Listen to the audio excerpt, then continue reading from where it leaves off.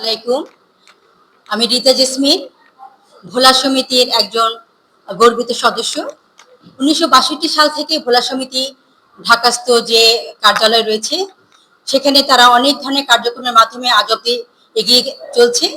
তো তখন থেকে যে আমাদের মহিলারা যারা ছিলেন বা মেয়েরা, তাদের মনে একটা সুপ্ত বাসনা ছিল যে মহিলাদের জন্য একটা পৃথক কমিটি করা হোক। আজকে সেই শুভক্ষণ 22শে আগস্ট 2026। আজকে এই মহিলা কমিটির প্রথম মহিলা কমিটি ভোলাস্থ ঢাকা জেলার আজকে নাম ঘোষণা করা হয়েছে এবং 15 সদস্যের একটি কমিটির নাম ঘোষণা করা হয়েছে। আমাদের মধ্যে আমাদের নির্বাচিত চেয়ারম্যান, আমি ভাইস চেয়ারম্যান, এবং আমাদের মধ্যে নির্বাচিত চেয়ারম্যান আছে আমাদের লিজাপা। আমি লিজাপাকে মাইক হস্তান্তর করছি কিছু বলার জন্য। ধন্যবাদ। আসসালামু আলাইকুম। ধন্যবাদ সকলকে। আমরা আসলে একত্রিত হয়েছি এই মহিলা একটা কমিটি নিয়ে। আসলে আমরা নারীরা, আমরা রান্নাও করি, চুলো বাঁধি, সন্তান মানুষ করি, আবার প্রয়োজনে সংসারও চালাই। সুতরাং আমরা নারীরা একই অঙ্গে অনেকগুলো রূপ থাকে। আমরা বাইরেও যেরকম, ভিতরেও ঠিক তেমনি। তারপরে আবার সন্তান লালন পালনেও আমরা অতটুকু। আমরা চেষ্টা করব এই ভোলা সমিতিতে এই নতুন মহিলা যে সংগঠনটা ঘটেছে, এটা দিয়ে আমরা শিক্ষামূলক, সেবামূলক এবং সমাজকে হেল্প করার মূলক, প্লাস নিজেদের আনন্দ পাওয়ার জন্য কিছু একটা করতে, যাতে আমাদের দেখে আরো 10 জন অনুপ্রাণিত হয়। সকলের কাছে দোয়া কামনা করছি। ধন্যবাদ। আসসালামু আলাইকুম। সবাইকে শুভ সন্ধ্যার শুভেচ্ছা। আজকের এই ভোলা সমিতিতে এসে অনেক ভালো লাগছে। সব আমাদের ভোলার নারীরা এবং ভোলার আপুদেরকে পেয়ে আমি খুব অত্যন্ত আনন্দিত। এই ভোলা সমিতিতে এসে আমি যুগ্ম সেক্রেটারি। ভোলা সমিতিতে এসে আজকে আমার দিনটা জীবনের সবচেয়ে সুন্দরতম এবং সুন্দর একটা মুহূর্ত এই মুহূর্তে কাটাচ্ছি সবার সাথে, সব আপুদের সাথে। এটার আনন্দ বর্ণনা করে শেষ করা যাবে না। ভোলার মেয়েরা ঢাকাতে এসে এই মহিলা সমিতিতে আসার আমাদের প্রথম যে ভূমিকা রেখেছে প্রফেসর রুনু আপা। এই রুনু আপার কারণে আমি আজকে এখানে এসে সবার সাথে একত্রিত হতে পেরেছি। খুব ভালো লাগতেছে এবং আমরা এই ভোলা সমিতি নারীদেরকে নিয়ে অনেক দূর এগিয়ে যাওয়ার স্বপ্ন দেখতেছি। 2026 সালের আজ 22শে আগস্ট।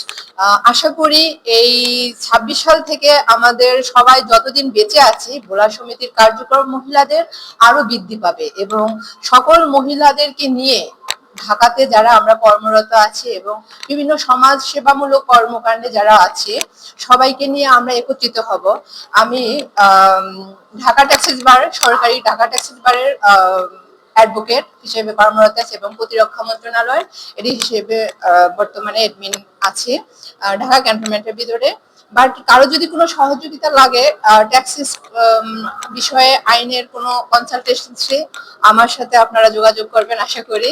আর ভোলার ভিতরে এসে ভোলার নারীদেরকে পেয়ে আমার মতো আপ্লুত আনন্দময় সময়টা আমি আর কখনো পাবো কিনা জানি না। প্রতিটা মুহূর্ত আমার কাছে মনে হচ্ছে যে একটা সুন্দর মুহূর্ত কাটাচ্ছি। শুভ সন্ধ্যা। যদিও আমি একটু লেট, তারপরও ভোলা সমিতির সেই 1962 থেকে 2026 এসে আমরা একটা নারী কমিটি গঠন করতে পেরেছি।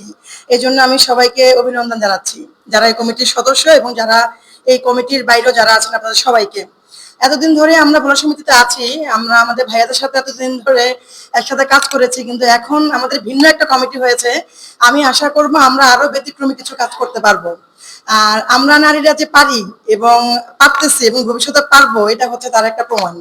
তো আমি আশা করবো আমরা যারা এখানে দায়িত্বরত আছি এবং যারা দায়িত্বের বাইরে আছেন, আমরা সবাই মিলে আমাদের ভোলার যারা নারীরা আছেন, যারা উন্নয়নমূলক কোনো কিছু করতে চায়, মানবিক ভাবে কোনো কিছু করতে চায়, বা যাদের অনেক রকম সাহায্য সহযোগিতা দরকার, তাদের জন্য আমরা কিছু একটা করতে পারবো। সবাই যেন আমরা একত্রে কাজ করতে পারি, আমাদের সে মন মানসিকতা যেন থাকে। আমরা সবাই সবার সাথে যে কোনো কাজের হোক বা যে কোনো গল্পের মাধ্যমে হোক, সবার যেন আন্তরিকতা থাকে, আমাদের একতা যেন থাকে, কারোর মধ্যে কোনো দ্বন্দ্ব, বিবাদ, হিংসা এগুলো যাতে না থাকে। বড় একটা কথা হলো আমরা সবাই কিন্তু ভোলার মানুষ। আমাদের এই কথাগুলো বা আমাদের এই সংগঠনটা অনেকে দেখবে, অনেকের চোখে পড়বে, কিন্তু সবাই যেন বলে যে না, এটা আসলে ভোলা সমিতির একটা মহিলা দলের একটা সংগঠন হয়েছে, খুব সুন্দর। আমি মাসুমা আক্তার পান্না, ভোলা সমিতি করছি দীর্ঘদিন। আমি এক্সিকিউটিভ বডির একজন মেম্বার। তো আমরা শুরুর দিকে শুধু 4টা মেয়ে আসতাম আর কি, মহিলা বলি আর মেয়ে বলি। আমাদের যিনি ছিলেন রুনা আপা, বিলাসী আপা, আমাদের মুন্নি আপা এবং আমি। তো আমরা 4জন আসলে যেটা হতো যে এতগুলো পুরুষের মধ্যে শুধু এই 4জন নারী, এবং নারীগুলা সবসময় কেন জানি একটু ওই প্রথম সিটের দিকে যেতে পারতো না, যেটা এক্সিকিউটিভ বডির যে লাইনটা।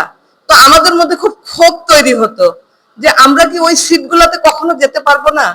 তো আমি শুরুতেই একটু প্রতিবাদ জানিয়েছিলাম সভাপতি এবং সেক্রেটারির কাছে যে আমার একটা আবেদন আছে যে আমাদেরকে একটা নারী কমিটি করে দিতে হবে, কারণ ওই সভাপতি ভোলা সমিতির, ওই সেক্রেটারি, ওই সিটগুলো আমাদেরও হতে পারে, নারীরাও ওটার একজন মেম্বার হতে পারে একটা না একটা সময়, যে তা আমাদেরকে এই নেতৃত্বে আনতে হবে। তো আমি খুবই তাদের কাছে কৃতজ্ঞ যে আমার এই দাবিটা ওনারা রেখেছে, এবং দীর্ঘ 6 মাস অনেকভাবে মিটিং সিটিং করে আজকে আমাদের এই কমিটিটা ঘোষণা হয়েছে। এবং আমি খুবই আনন্দিত যে নেতৃত্ব এমন একটা জিনিস, যদি আমরা এটা বলবৎ রাখি তাহলে আমরা অবশ্যই এই সিটগুলোতে একটা না একটা সময় বসবো ইনশাল্লাহ, এবং ভোলা সমিতিকে নেতৃত্ব দিব। এবং আমরা আরো বলতে চাই যে আমরা যারা ঢাকায় এই নারীরা আছি, আমরা চেষ্টা করব আগামীতে আমাদের যে ভোলা জেলার যে নারীদের যে সমস্যাগুলা, বিশেষ করে সকল সমস্যার মধ্যে যেন আমরা স্পেশাল ভাবে নারীদের সমস্যাগুলাকে সমাধান করি, এবং তাদের এগিয়ে যাওয়ার পথে যতগুলা বাধা আছে আমরা যেন সবাই সম্মিলিতভাবে এই বাধাগুলাকে অতিক্রম করে তাদেরকে আমরা এগিয়ে নিতে পারি। বিসমিল্লাহির রহমানির রহিম। আসসালামু আলাইকুম, শুভ সন্ধ্যা সকলকে। আমি মোসাম্মদ আমিনা বেগম, ভোলা সমিতির একজন সদস্য হিসেবে, কমিটির সদস্য হিসেবে নতুন করে যুক্ত হলাম আজকে।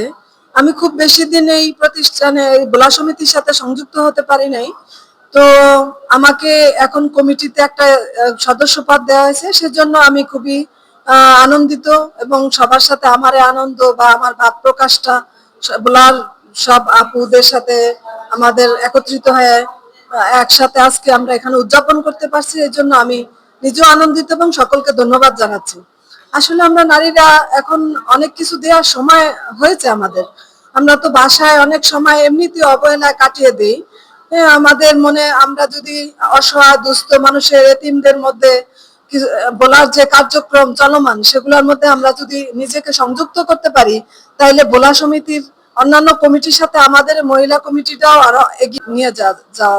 আমি গর্বের সাথে বলতে হচ্ছে যে আমি ভোলা সমিতির একজন গর্বিত সদস্য। তো আলহামদুলিল্লাহ, আমার খুব ভালো লাগছে। আমি অনেকদিন পরে এই ভোলা সমিতির সদস্য হতে পেরেছি, এবং অনেকদিন যাবত আমি এই ভোলা সমিতিতে অ্যাক্টিভ আছি। এখানে এসে আমি যে গুণী জ্ঞানী আপুদেরকে পেয়েছি এবং ভাইয়াদেরকে পেয়েছি, অবশ্যই ভালো লাগছে। বিশেষ করে রুনা আপাকে পেয়েছি, তারপরে এখন জেসমিন আপুকে, তারপরে লিজা আপুকে, এবং আরো অন্যান্য সকল আপুদেরকে পেয়েছি। তো খুবই ভালো লাগছে। তবে আমি একটা কথাই বলবো যে ভোলা সমিতি ঢাকা একটা পরিবার। আমরা সবাই ভোলা সমিতির, সবাই আমরা ভোলাবাসী, কিন্তু আমরা কেউকেই চিনতাম না। আজকে যদি এই সংগঠনটা না হতো, কাউরে কেউ চেনার কোনো পথ ছিল না, সুযোগ ছিল না। তো আজকে এই সংগঠনের মাধ্যমে আমরা ভোলার যে সকল আপু ভাইয়ারা যে ঢাকায় বাস করি, এবং যে ভোলা সমিতিটা গঠন হয়েছে, এর মাধ্যমে আমরা আজকে সবার সাথে পরিচিত হতে পেরেছি, এবং একটি পরিবার হয়েছে আমাদের মধ্যে। তো আমরা এই পরিবারের থেকে আমরা যতটুকু পারি আমরা সবাই সহযোগিতা করে অনেক দূর এগিয়ে নিয়ে যাবো ইনশাল্লাহ। আর যে যেখানে আছেন ভোলা সমিতিতে চলে আসবেন। ভোলা সমিতি একটা অন্যরকম একটা সংগঠন। এখানে আসলে ভোলা সমিতির অনেক কিছু জানা যাবে, বোঝা যাবে।